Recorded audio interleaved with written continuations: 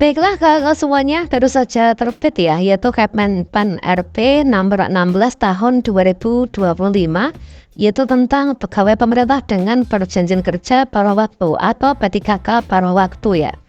Nah di sini kalau misalkan kita melihat pada Kemenpan RP sudah tentukan yaitu siapa saja tenaga non ASN yang bisa diangkat PTKK paruh waktu pada tahun ini.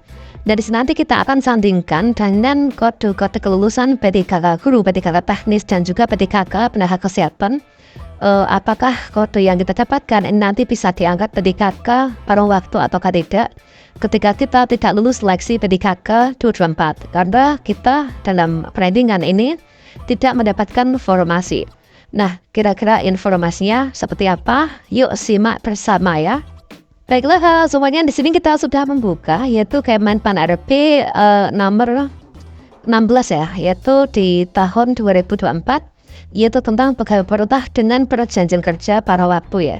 Nah tentu ini menjadi regulasi tentang pengangkatan PTKK paruh waktu. Nanti kita akan cek, yaitu kita akan berfokus yaitu langsung pada yaitu siapa saja yang bisa diangkat PTKK paruh waktu. Dan sini kita cek ya, ini adalah di bagian keputusannya. Dan teman-teman di sini untuk mengunduh dari file ini, kalian bisa berkunjung ya ke website resmi dari BKN maupun juga CDIH dari Kemenpan RP ya. Nah ini adalah keputusan Menpan RP ini tentang PTKK paruh waktu. Nah kita cek yaitu di sini langsung di bagian ini ya, yaitu di bagian ke ini ya, yaitu keempat. Kita lihat di bagian keempat, ya mana di sini disebutkan untuk di diktum keempat teman-teman, yaitu pengadaan PTKK paruh waktu itu dilakukan berdasarkan hasil seleksi ASN PTKK tahun anggaran 2024. Nah jadi untuk teman-teman kita itu bisa diangkat menjadi PTKK paruh waktu itu ketika kita itu mengikuti seleksi PTKK 2024. Nah kalau misalkan kita nggak ikut seleksi PTKK 2024, maka kini kita nggak bisa nih untuk diangkat menjadi PTKK paruh waktu.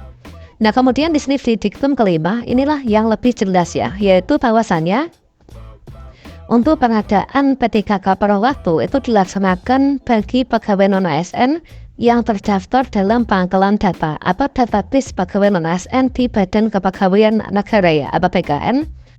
Nah, jadi dari sini ini kita bisa lihat ya, untuk berarti pengadaan PTKK paruh waktu itu adalah bagi pegawai non ASN yang sudah terdaftar di database BKN.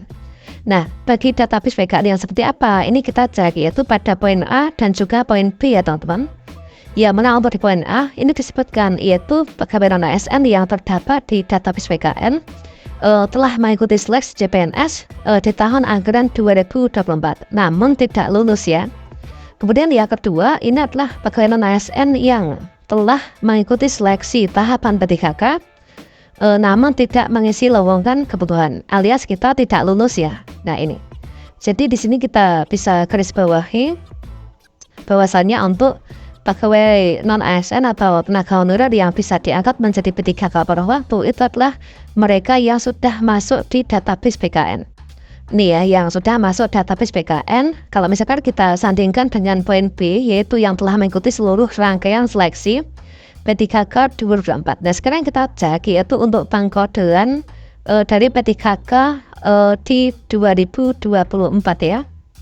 Dan di sini kita pertama-tama buka dulu untuk yang pengumuman kelulusan PTKK. Ini adalah untuk yang teman-teman PTKK kesehatan dan juga PTKK tenaga teknis dulu ya. Nah di sini untuk PTKK kesehatan maupun juga PTKK teknis ini adalah kode yaitu untuk L itu kan lulus ya. Ini untuk yang belum lulus teman-teman. Bahwasannya untuk R1 itu untuk PTKK tenaga kesehatan itu adalah peserta lulusan bidang pendidik 2023. Kemudian R2 itu adalah PTKK teknis dan PTKK kesehatan, yaitu peserta XTHK 2. Kemudian untuk R3 itu adalah PTKK teknis dan PTKK kesehatan, itu adalah untuk peserta yang terdaftar di database BKN. Kemudian untuk R4 itu adalah untuk PTKK teknis dan kesehatan, itu adalah peserta non ASN yang tidak terdaftar di database BKN, namun memiliki masa kerja yaitu lebih dari 2 tahun ya, minimal 2 tahun. Nah, artinya kalau misalkan kita garis bawahi di sini, berarti untuk non-ASN yang dari PTKK teknis maupun juga PTKK tenaga kesehatan, yang nantinya itu bisa diangkat PTKK paruh waktu, itu kan mereka yang tidak lulus seleksi PTKK 2024 tahap 1 yang memiliki kode, yaitu kalau misalkan kita cek di sini adalah peserta yang terdapat di database PKN itu adalah yang memiliki kode R2, R3 ya. Nah ini. Buat misalkan di sini XTK 2, kode R2, kalau misalkan mereka selain terdapat di XTK 2 juga terdata di database PKN, maka mereka juga bisa untuk diangkat menjadi PTKK paruh waktu. Jadi untuk PTKK teknis dan kesehatan itu yang bisa diangkat paruh waktu, itu yang memiliki kode R3 saja. Sedangkan untuk R4 maupun juga R1, ini merujuk pada Zoom tadi pagi ya, ini adalah sepertinya tidak bisa ya. Jadi untuk pemerintah di tahun ini yang diangkat PTKK paruh waktu sebagai skema penyelesaian itu adalah hanya 1,7 juta. Jadi dari teman-teman yang sudah masuk di database PKN. Untuk yang tidak masuk database PKN, ini adalah nanti bagaimana disampaikan bahwa saya nanti menunggu regulasi yang terbaru ya.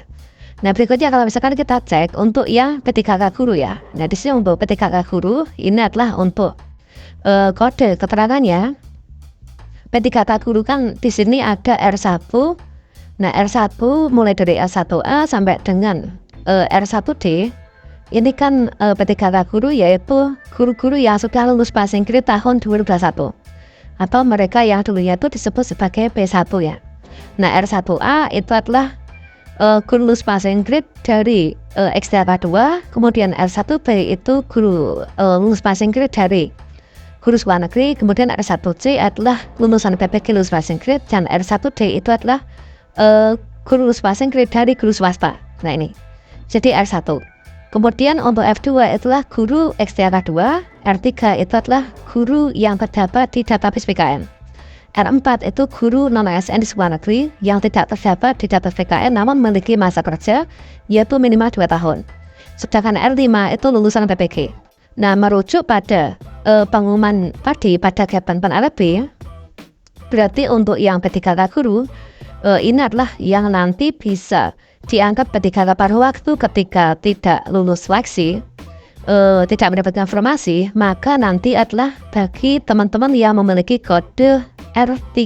Nah ini, jadi peserta yang terdata di database PKN yaitu R3 inilah nanti yang bisa diangkat PTKK paruh waktu ya. Termasuk juga untuk yang peserta guru XTK 2, kalau misalkan kalian selain terdaftar di XTK 2 tapi juga terdaftar di database PKN, maka R2 ini juga bisa diangkat menjadi PTKK paruh waktu. Jadi untuk pengangkatan PTKK paruh waktu di tahun inilah hanya berfokus sementara untuk teman-teman yang di sini 1,7 juta non-ASN terdaftar di database PKN. Sementara untuk pelamar selain dari non-ASN PKN, selain R2, R3, ini nanti sepertinya belum bisa diangkat PTKK paruh waktu ya. Termasuk juga sepertinya pelamar tahap 2 yang selain database PKN ini sepertinya juga belum bisa. Namun semoga saja nanti tetap bisa diupayakan ya untuk PTKK paruh waktu ketika tidak kebagian informasi. Nah, kira-kira seperti itu ya. Semoga bermanfaat. Demikian, semoga tahun ini kita lulus semuanya ya.